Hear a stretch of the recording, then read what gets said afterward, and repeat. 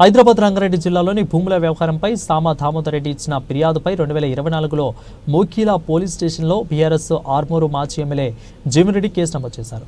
రంగారెడ్డి జిల్లా శంకర్పల్లి మండలం తంగుటూరి గ్రామంలో భూ వివాదానికి సంబంధించిన జీవన్ రెడ్డి ఆయన కుటుంబ సభ్యులపై మోకీలా పోలీస్ స్టేషన్లో నమోదైన కేసులపై గతంలో దర్యాప్తు నిలిపివేయాలని హైకోర్టు తేల్చెప్పింది. ఇక జీవన్ రెడ్డి విచారణకు రావాలని మోకీలా పోలీసులు నోటీసులు ఇచ్చారు.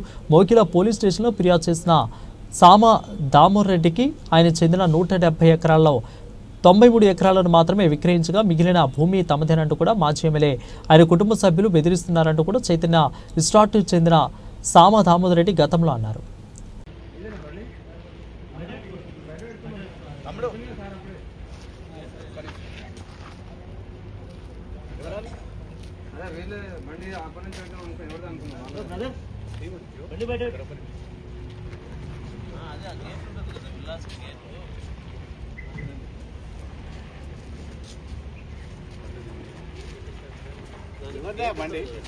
చెప్తే అర్థం కాదా?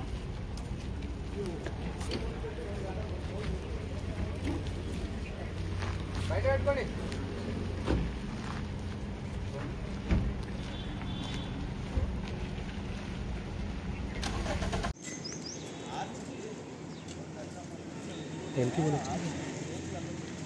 నమస్కారం.